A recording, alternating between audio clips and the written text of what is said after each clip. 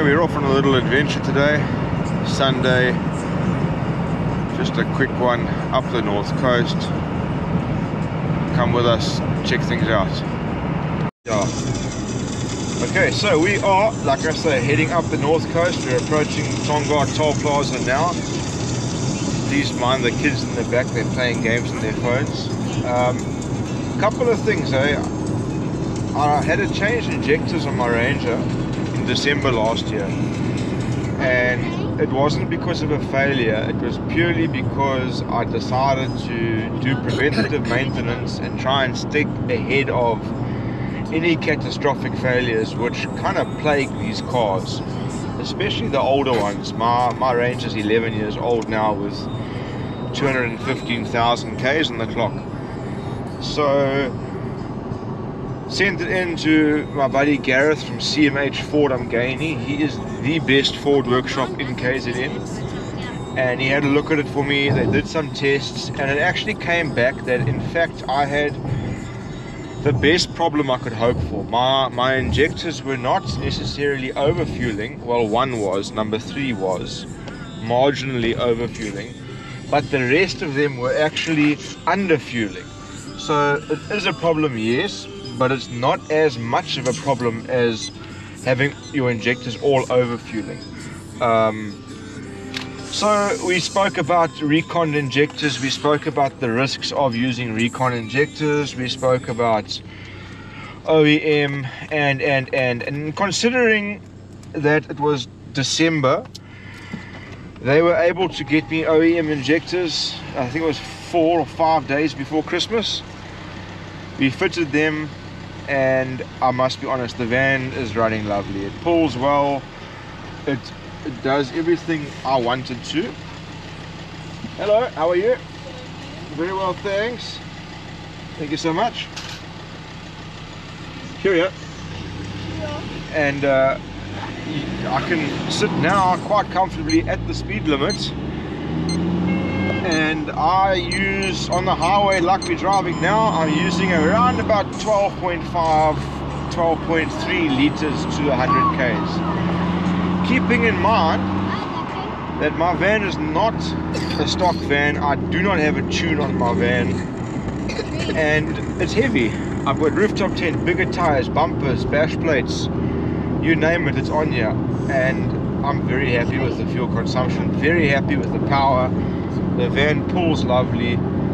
So yeah, that's probably the most significant thing I've had to do on my Ranger to date. It cost me in the region of 30,000 Rand.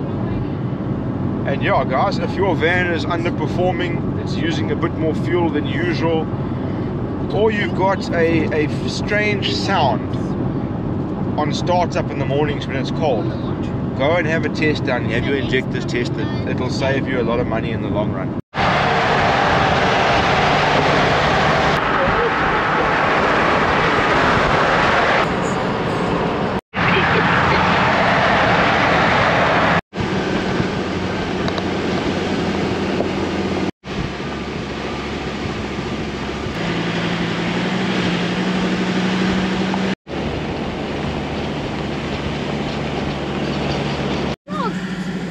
So we've just pulled into Umlalazi Nature Reserve. We're going to check it out for the day. So this will be our first stop. Monkey! I just saw a monkey! Oh golly, what monkey was it, do you know? It was a grey one. What's it called? I have no idea. A vervet monkey. Oh, it's not. Oh, there's...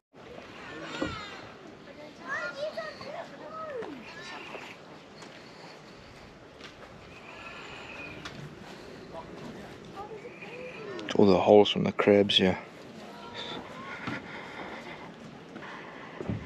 This is the Umlalazi Mangrove boardwalk. It's really nice. Great spot to come with a family, bring the kids out here. It's pretty well run, pretty well maintained. There's quite a lot of stuff to see.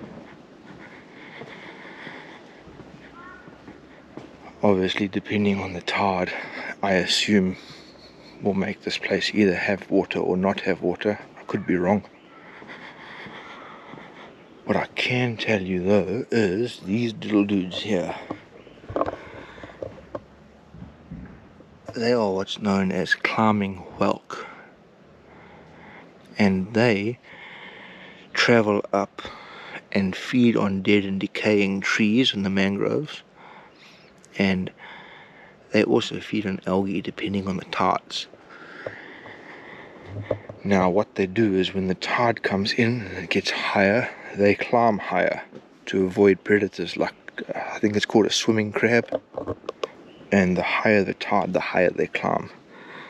There's one of the little guys there. That I think is called a red mangrove crab. Another crab you'll see out here is a fiddler crab, and that is a small sized crab, often having a large orange claw in the front.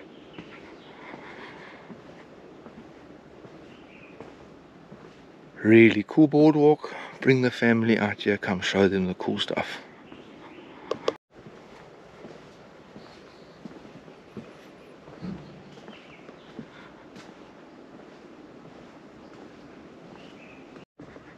We got to see the climbing whelk, the red mangrove crabs, the fiddler crabs, mud skippers, a variety of different coastal birds, and of course this fantastic mangrove forest. Now on to the next spot. Let's go.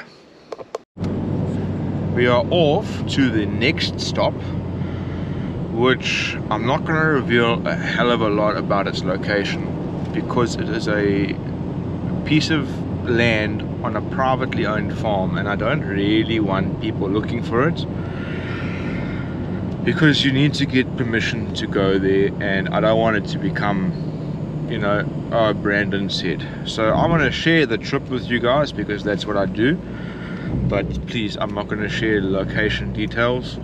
Some local guys will probably know where it is, but we'll leave it at that just for the sake of the farm owner there, not to have his property damaged and litter and fire coals left behind all over the place.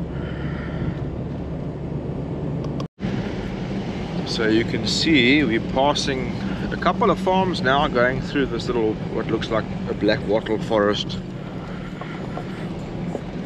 sort of plantation here, which is why I said I was hesitant to give away the location, because people are strange. We've seen it time and time again, where, you know, when it's snow time and snow season, for example, guys will just completely ignore gates and fences, and they'll do all sorts of stupid things. And it's much the same in places like this, where fields and plantation sites actually don't matter to people when, you know, they want to get to where they're going, regardless of the consequences and what damage they do to the environment.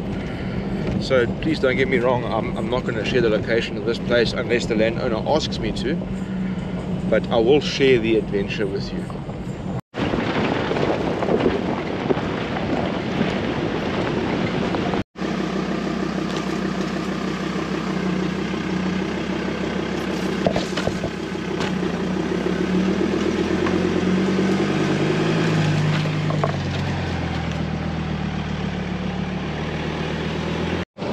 Okay, so we're still lost, trying a different track now. Yeah, I've been, like I said, I've been to this spot once, drove past, it was raining, didn't pay enough attention, so we're trying to figure it out. The key to take away here is don't stress about being lost, you're just temporarily misplaced. But what's important is to know when to turn around. We drove some questionable roads now, lots of bush rash, lots of risk of losing tires. And at some point you got to just say, you know what, just turn around now. It's only going to get worse from here.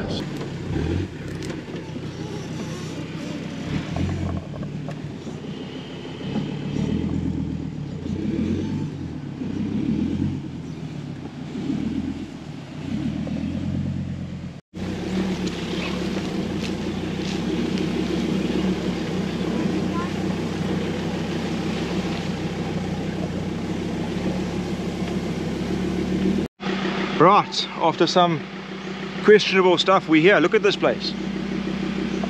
Look at this spot.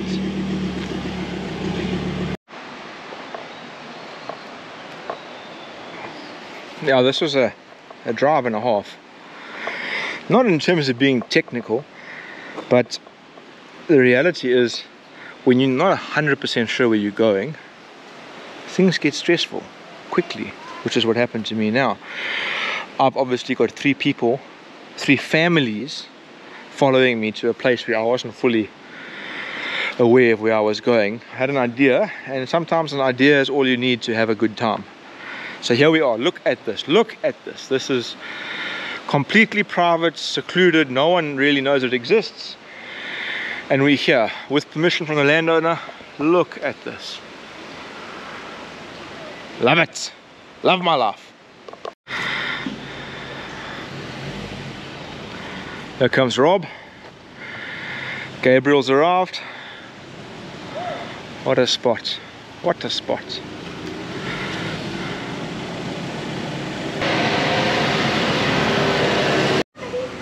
Right, here comes the TJM crew.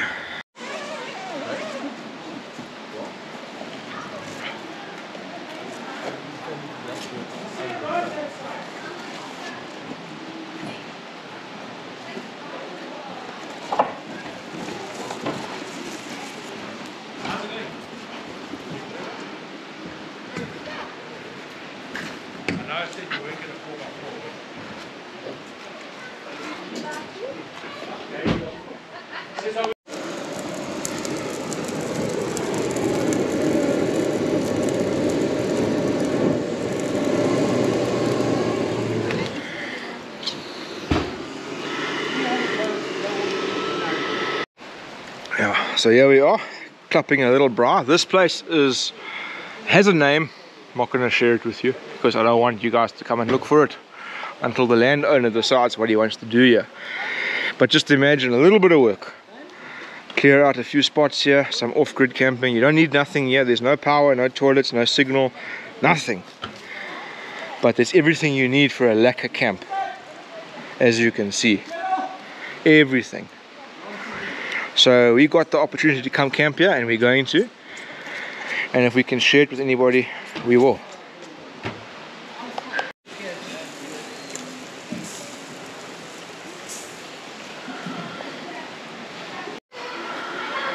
Oh, I tell you, this is something out of a travel magazine, right? We've experienced here today.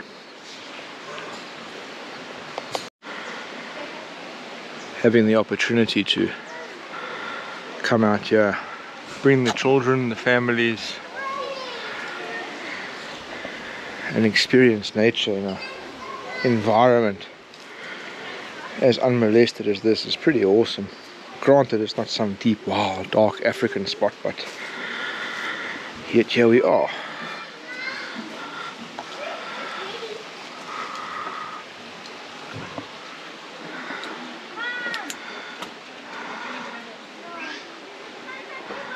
Oh, whatever that was. Lots of mozzies here though. All the spoor from little creatures and critters that move around here is pretty cool to see.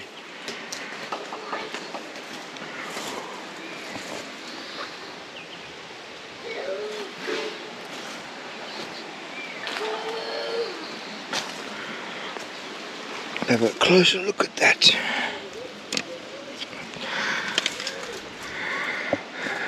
Check how the rats have chewed that jawbone of what must be a bushbuck.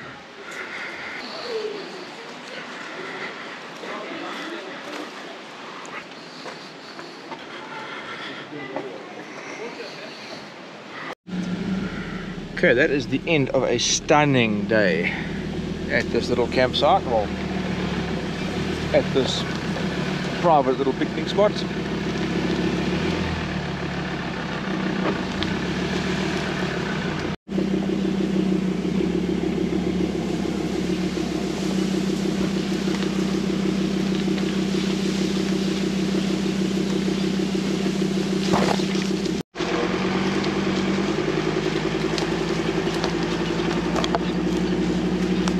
We picked up some pretty Pretty serious bush rash today, and again this is the first time I've done any of this sort of driving with a rooftop tent. Not technical driving by any means, but very close, confined, lots of bush, lots of overhanging branches. The tent has taken a bit of a beating today.